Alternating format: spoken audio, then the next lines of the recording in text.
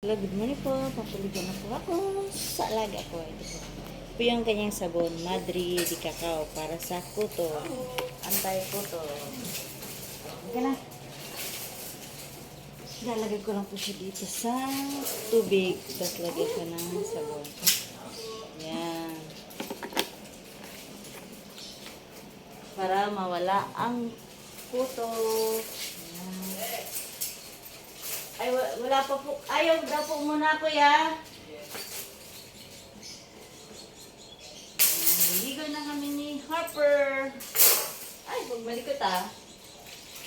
Yan. Pababait ka, Harper. Pinapaliguan na. Ito po yan. Para mawala yung kasi-kasi. Yehey! Yehey!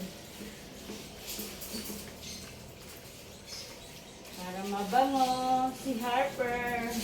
Kasi ilang linggo na siya hindi siya naligo. Dahil sa ulan, bagyo. Sunod-sunod ang ulan. No, Harper, no?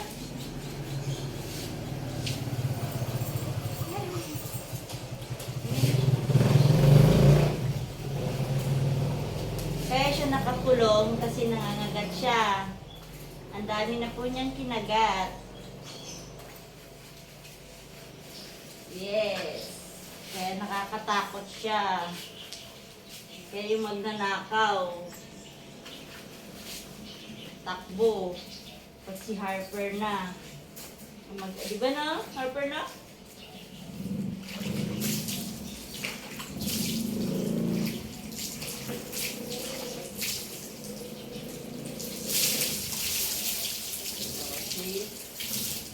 Oh.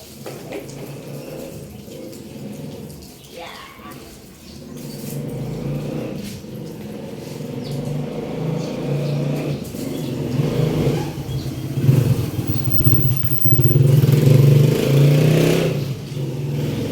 Babad yung po muna ang sabon sa katawan niya.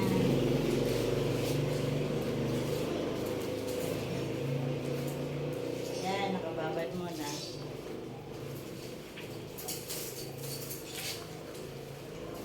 Para mawala yung baka may kuto siya. Matanggal. No, Harper, no? Mabait yan eh. Bye. Huwag ka tumakbo. Bababad natin siya lang saglit. Habang nakababad si Harper, dito tayo kay Kidi. Ito muna kasi nakababad siya eh. Ito muna ang paliguan natin si Kidi. Ayan po si Kidi. Mabait po siya. Ang maingay. Naiinggit siya.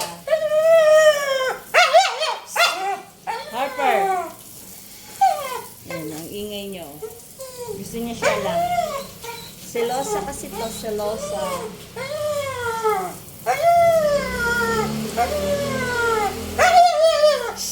Ingay. Hi, Kidi. Okay ka lang? Bait siya. Bait yan, Kidi namin. Mamaya ka na kasi nakababad ka pa eh.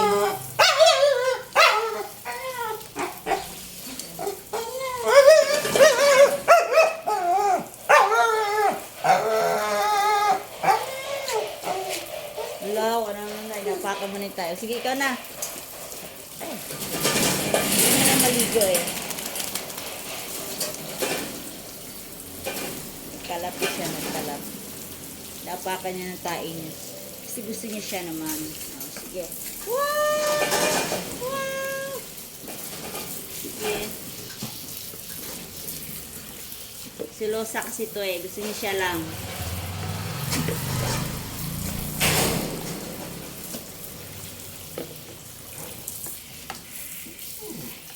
Ana. O, di ba? Gusto niya siya lang kasi siya lang ang asikasuhin. Silosa to eh, silosa.